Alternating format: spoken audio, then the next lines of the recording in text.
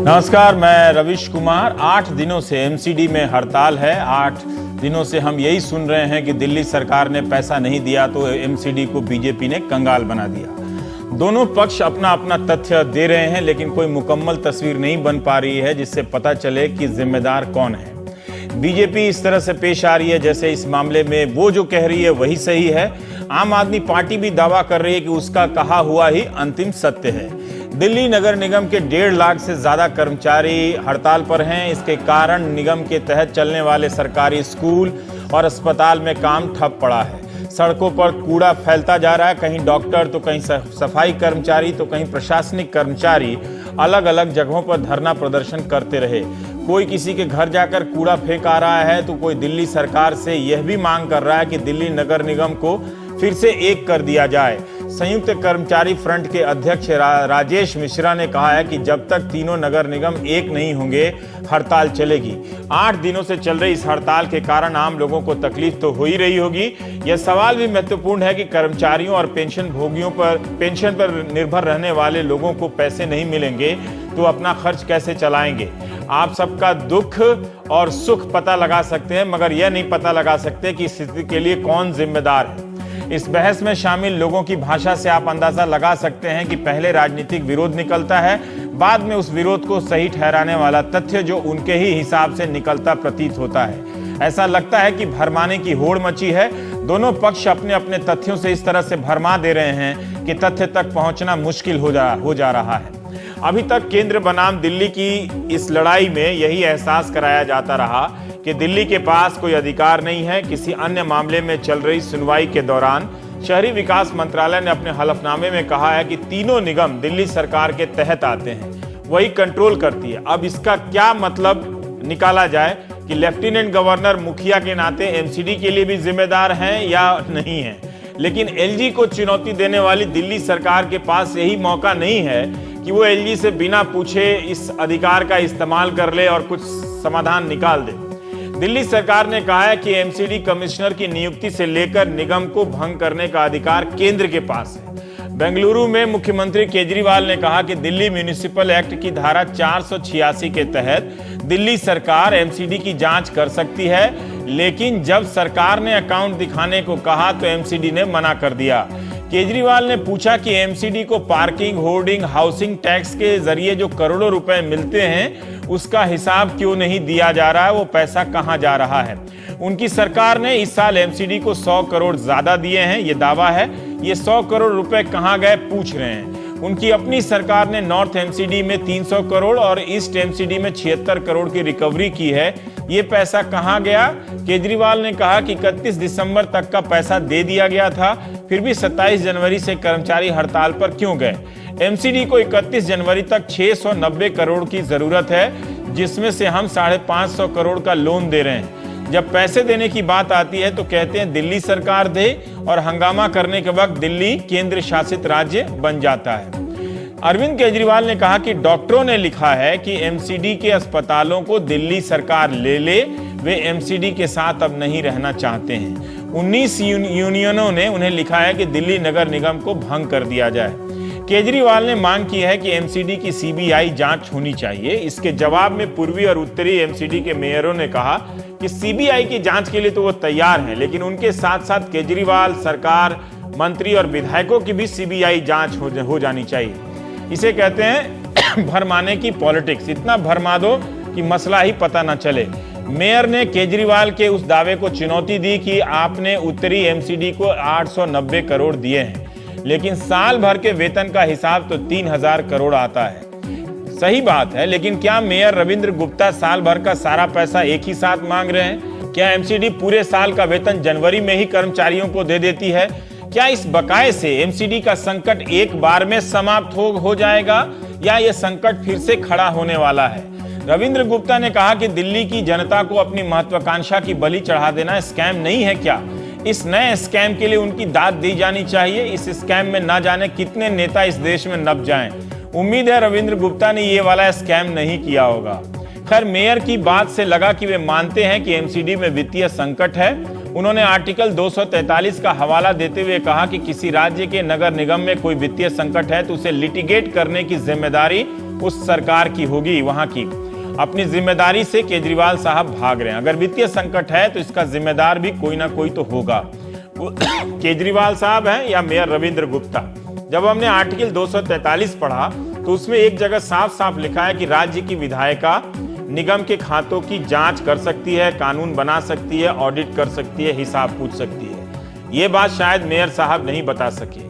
केजरीवाल ने कहा कि नॉर्थ एमसीडी को विज्ञापन से 17 करोड़ रुपए ही आते हैं, जबकि 25 गुना ज्यादा आना चाहिए। नॉर्थ एमसीडी के मेयर ने कहा कि केजरीवाल जी, विज्ञापन से 25 गुना पैसा आप कमा कर दिखा दीजिए, हमें कोई आपत्ति नहीं। अगर केजरीवाल ने वाकई ये विभाग मांग लिया तो मुझे नहीं पता रविंद्र गुप्ता इस चुनौती को लेकर वाकई गंभीर हैं या भावुकता में कह गए। मेयर गुप्ता ने कहा कि दिल्ली सरकार कहती है कि पहले डीडीए उसका पैसा दे। इस प्रकार की बात एक मानसिक रोगी ही कर सकता है। ईस्ट एमसीडी के मेयर ने कहा कि चौथे वित्त आयोग की रिपोर्ट जल्दी लागू हो। दिल्ली सरकार ने 2 दिसंबर को कहा कि रिपोर्ट स्वीकार कर लेते हैं, लेकिन यह लागू तब होगी जब केंद्र सरकार भी इसे लागू करे और एमसीडी भी लागू करे, यानी तीनों को इस रिपोर्ट को लागू करना है। बेंगलुरु में मुख्यमंत्री केजरीवाल ने एमसीडी पर भ्रष्टाचार के कई आरोप लगाए, जिसके जवाब में मेयर ने कहा कि आधे से ज्यादा अधिकारी दिल्ली सरकार के माध्यम से दिल्ली नगर निगम के अंदर रिक्रूट किए जाते हैं। केजरीवाल साहब, आपकी सरकार के माध्यम से अगर कोई भ्रष्टाचार कर रहा है तो हम कर रहे हैं या दिल्ली सरकार के अधिकारी कर रहे हैं भ्रष्टाचार। पहली बार पता चला कि दिल्ली नगर निगम में भ्रष्टाचार एक तो है, और वो इसलिए है कि उसके अफसरों कर्मचारियों की नियुक्ति दिल्ली सरकार ने की है। मेरे ख्याल से इस फॉर्मूले का पेटेंट करा लेना चाहिए। राजनीति आम आदमी पार्टी भी खूब कर रही है। केजरीवाल ने कहा कि 1 साल बाद चुनाव हो रहे हैं और उनकी पार्टी जीतने वाली, अभी से बता रहे हैं, और वो ऐलान भी कर रहे हैं। अगर अभी उनके पास देने के लिए 550 करोड़ रुपए के कर्ज थे और 142 करोड़ का स्टैंप ड्यूटी के तौर पे, तो वो पैसा वो पहले भी दे सकते थे। तो हम बात करेंगे प्राइम टाइम में। हमारे साथ हर्षदीप मल्होत्रा जी हैं, अब मेयर हैं पूर्वी दिल्ली नगर निगम के।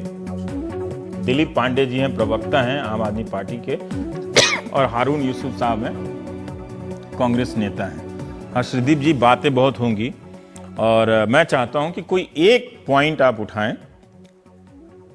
क्यों उठा रहे हैं ये भी बताइए, और क्या इस एक पॉइंट पे कदम उठाने से इसका समाधान हो सकता है, और क्या इस एक पॉइंट पे आम आदमी पार्टी की सरकार गोली दे रही है जनता को। दिल्ली में कॉरपोरेशन का जो गठन हुआ वो 1997 में पहली कॉरपोरेशन बनी। हाँ।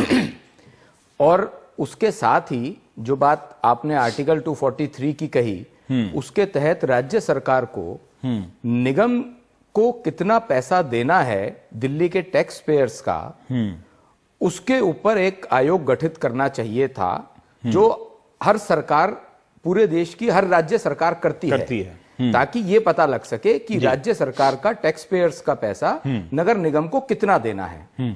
तो ऐसे ही ये चौथी कॉरपोरेशन है, 4th term of the corporation है, फ्रॉम 2012 से 17 तक का। 2009 में चौथे वित्त आयोग का गठन उस समय की राज्य सरकार ने किया।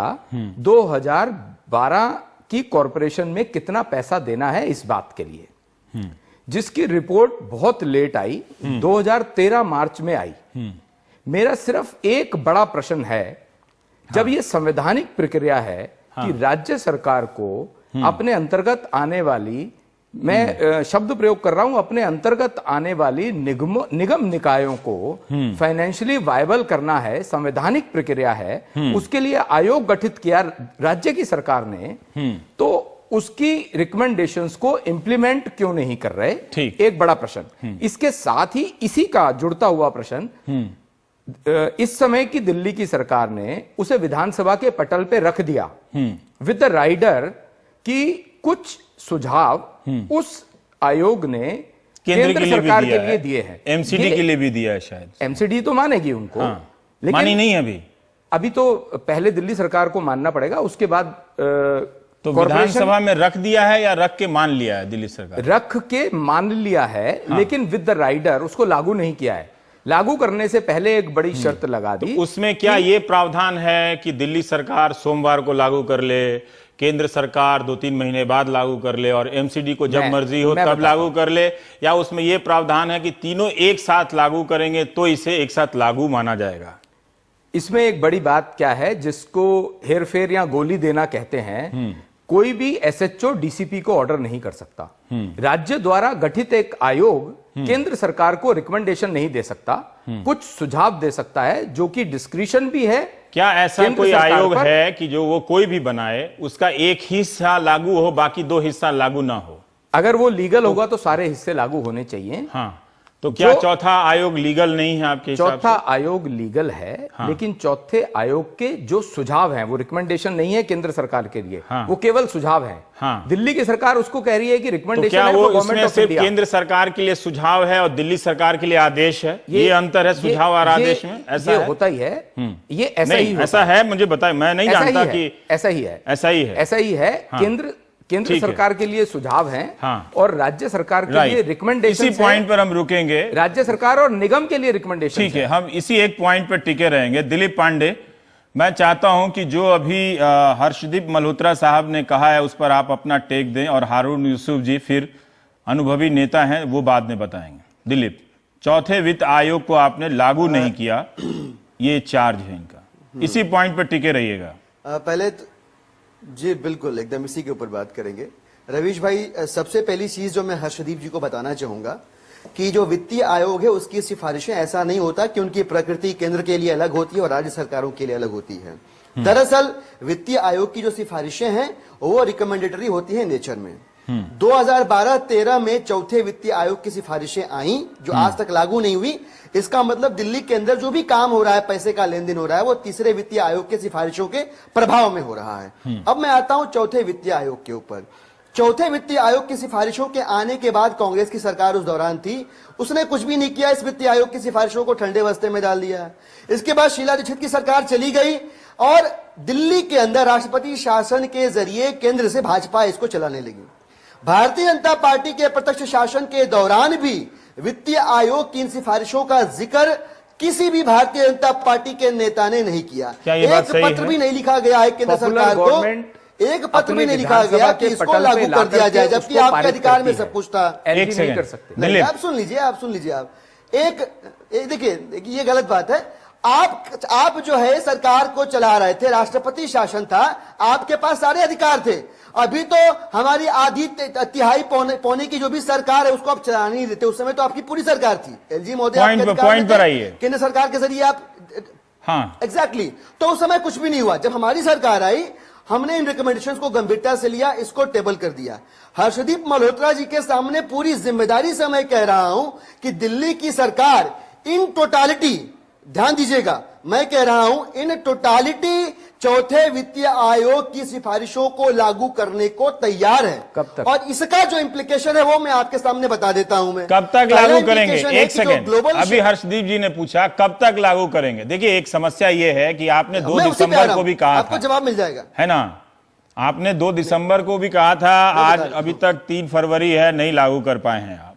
तो मुझे ये बताइए कि आप किन्हीं शर्तों के साथ लागू कर रहे हैं या लागू करने जा रहे हैं? नहीं, समस्या शर्तें हमारी नहीं है। हम तो कह रहे हैं कि हम यथावत उसे लागू करने को तैयार हैं, लेकिन भारतीय जनता पार्टी उसमें राजनीति क्या कर रही है कि नहीं, यथावत नहीं लागू करना है। जो 10.5% का ग्लोबल शेयर एमसीडी को दिया जा रहा है, सिर्फ उसको 12.5% बढ़ा दिया जाए। जबकि चौथे वित्तीय आयोग की सिफारिश कहती है कि अगर यह लागू होता है तो डीडीए पूरा दिल्ली सरकार के अधीन होगा। तो आप इसको यथावत लागू करिए, हम उसके लिए तैयार हैं। भारतीय जनता पार्टी की जो यूनियन अर्बन डेवलपमेंट मिनिस्ट्री है, हाँ। वो रिकमेंड कर दे डीडीए को हमारे अनुमोदित करके हमारे अधीन कर दे, कल अनुमोदित कर दे, परसों ये कह रहे हैं। एक सेकंड हर्षदीप, आप कह रहे हैं कि ये बात नहीं है उसमें, कोई रिकमेंडेशन डीडीए के लिए वित्त आयोग की नहीं है। वित्त आयोग की रिपोर्ट में इस तरह का कोई रिकमेंडेशन नहीं, बिल्कुल नहीं है। दिलीप, अब आप जवाब देना चाहेंगे? ये एक सीरियस चार्ज है आपके ऊपर। रवीश जी, उसकी ज्यूरिसडिक्शन में ही नहीं है वो इस तरह से बात कर सके। आयोग दिल्ली का आयोग है। आप मुझे ये बताइए कि क्या, दिलीप एक सेकंड, मेरा सवाल सुन लीजिए कि क्या आपके उस वित्त आयोग के रिपोर्ट में ये लिखा हुआ है प्रिंटेड हिंदी या अंग्रेजी में कि डीडीए को सौंप दीजिए जी। दिल्ली सरकार को? ये बात आप जिम्मेदारी से कह रहे हैं? कोई बहुत मोटा मोटा फाइल लेकर बैठे हैं हर्षदीप बिल्कुल जी? बिल्कुल पूरी जिम्मेदारी से मैं कह रहा हूं। और ये चलिए for the sake of argument अगर ये लिखा हुआ है तो क्या लिखा हुआ है कि नहीं लिखा हुआ? मैं इससे जानना चाहता हूं। मैं कह रहा हूं कि लिखा हुआ है। मैं कह रहा हूं कि लिखा हुआ है।